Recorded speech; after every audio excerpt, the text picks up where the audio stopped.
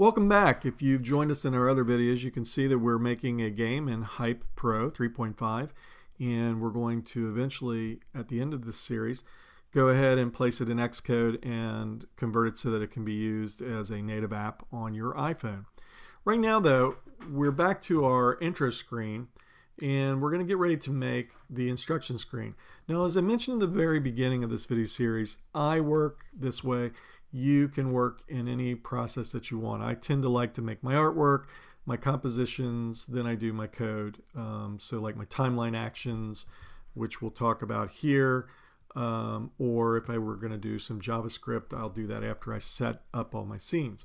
So the instructions page, what we're going to do is we're going to create a scene that will visually tell our users how to play the game. Simple as that. Now I want to show you what we can do. Now on the instruction screen you could just put type here, and that's fine if that's what you want to do. But we want to go ahead and use some of our elements from the intro screen just to dress this up a bit. I want to show you a trick.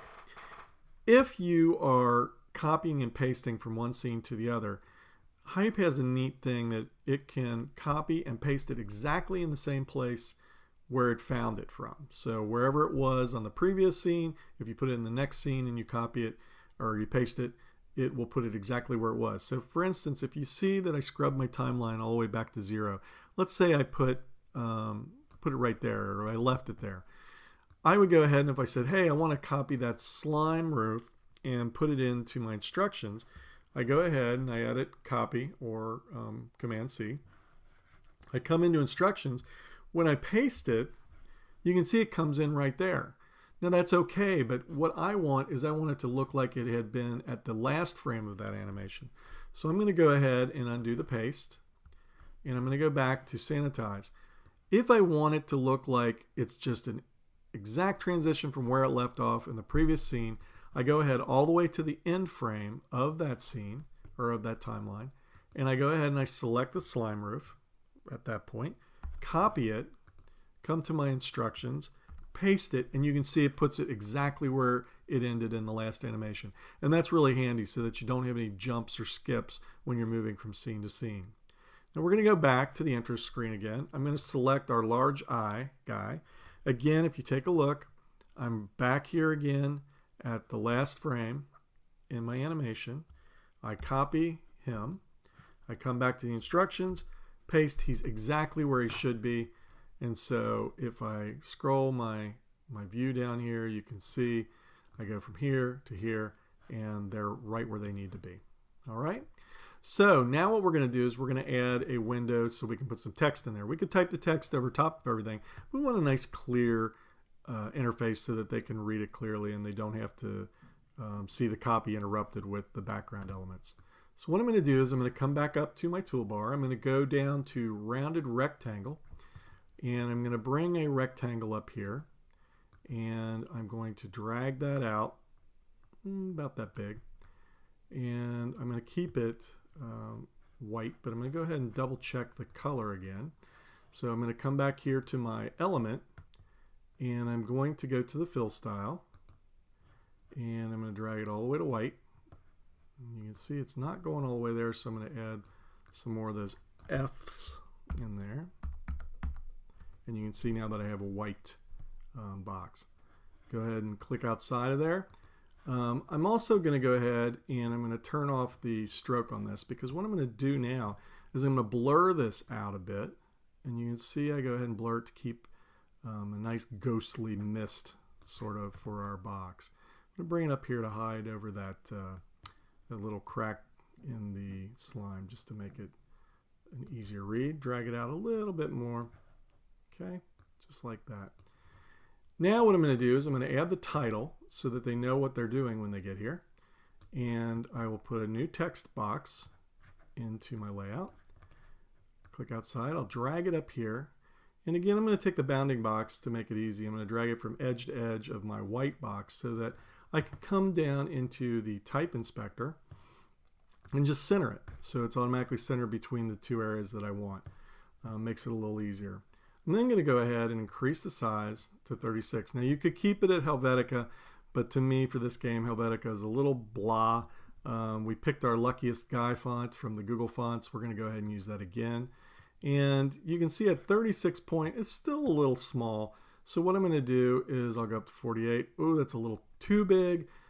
Here's something you can do. You can actually come in and manually adjust the text size, which is very handy sometimes, especially if you're a designer like me and you want to make sure everything fits the way you would like it to fit.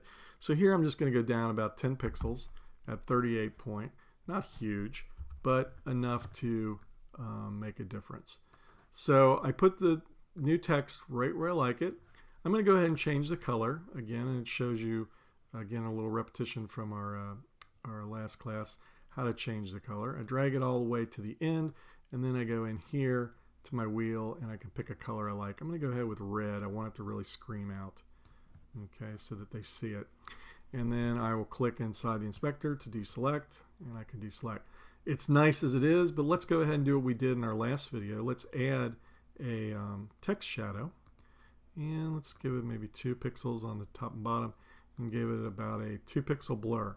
Now, something I've noticed too is this typeface is a little tight. The kerning, which is the space between letters, is a little tight, especially when we add a shadow. So what we want to do is maybe we're going to go ahead and take the letter spacing out a little bit. Okay. And now we have a little more kerning between there. Now we're going to go ahead and edit the word new text to the word that we want it to be and call it instructions. In our caps lock. Instructions. I really don't like instructions. I'm going to go back and say how to play. That makes it a little nicer and a little more direct, for it is a game after all. So we'll go ahead and put how to play. And you can see by adjusting that letter spacing, it gives it a little more air in there, makes it a little easier to read. You can see if I take it all the way back, it gets really cramped. I could also do the same with the word spacing. You can see where it spaces out the words itself, which is handy too. All right, now we're going to create another text block and type in our instructions. Now, this is the way to do it from scratch is, I drag out my bounding box and I type in saying, to play the game, and then turn my caps lock off, tap, I come back here, return, tap the germs. But I'm going to go ahead and show you, I've already created the copy from another video, and I'm going to go ahead and place that box in there to save us some time. But this is how you would do it. You would actually go down and create another text box and then type in your copy using your carriage return to send the type down to another line, or keep typing till it comes to the end. And you can see sometimes it will run out. That is a weird bug in Hype, but what we can do is you can type and keep typing and returning. I'm going to go ahead and remove this text box though, and I'm going to go to another finish game, and I'm going to go ahead and copy this box, which is the instructions for the game. Copy the whole text box, come over here, and there it is, the object of the game. And what's nice is if you create other Hype projects and you like the way that you set up your type, this is the easiest way to do it. Go from another Hype project, grab that entire box, that text box, bring it over, and you've got the styles that you like. Something in here too, you see, where we say if you tap on the pink germ, you'll move on to the next level. How do I do that? I've got all the type as black. Very simple. I just come in here, I select the type that I want, and then I can go ahead and change it to any color that I like just by having it selected with the text tool. So I'm going to go ahead and keep that on the pink germ. The other thing too, I used one of the styles that they have, and I can turn on and off the underline. So I have a nice underline under there to say do this. So the object of the game, to wipe out the evil germs one at a time, each screen will present a target for you to destroy. If you tap on the pink germ, you will move on to the next level. If not, you become an infected pile of toxic waste. Good luck. Now what we need to do is create a button. The button is going to be used to play the game. It'll move us to another scene, and we're going to put that code on there a little later. But let's go ahead and create a very simple button, and I'm going to go ahead and use my ellipse tool, and I'm going to bring that down. You can see it comes in with gray. And I'm going to actually show you two ways to make a button. This is one way where you can actually take the ellipse tool and you can create, let's go back a step here. You can go and color it again like we did for our slime. Let's make like a slimy button. We'll turn off the stroke, and then what we'll do is we'll move it around, resize it, add another couple, resize it. Select all those with Shift, and you can see we've got them all selected. We'll go ahead and group them, and now what we have is we have kind of a blobby button, which is kind of neat. So we have this blob button that we can use, and then we could put some type on it and say, you know, move this down here, click to play, and we move it in place. Group it all together, and then we would assign an action to it here a little bit later, and I'll show you what that happens when you go to actions. We would assign an action to it here and say that when you click on this, it'll take you to the gameplay window.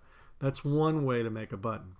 The other way to make a button is an even simpler way. It doesn't allow you as much creativity to go ahead and make different shapes, but what you can do is you can come up to the Elements toolbar and just say button. And it comes in, the button comes in as a rounded rectangle. It gives you three states: hover, pressed, and normal. Normal is the way they see the button when they get there, and it has the word button on it. We can then change that text to click to play. We can also adjust it so that that text goes ahead and flows, moves up and down a little bit, centers itself within the button. So if we go to the text and we take the line height and move it up, you can see that you center it. What's neat with the three-stage button is also in the hover, you can go ahead and change it so that you can have the second state of the button where somebody places their mouse over the button, maybe turn a different color or change the text. So right here we would go ahead and say, you know, the background is yellow, so that when they're over top of the button it would turn yellow. And then when they press the button, you could have it fill red or disappear, whatever you want to do. So in this case, you see normal, they come there, hover, and press. Gives you three states. Very easy. And then again, we would come back to our actions and we would go ahead and place an action to make it move to the next scene. We're going to come back and do all our actions later. As I said, I want to build all our scenes first. So I hope you learned something from this one, and we will be back in the next video to start our gameplay.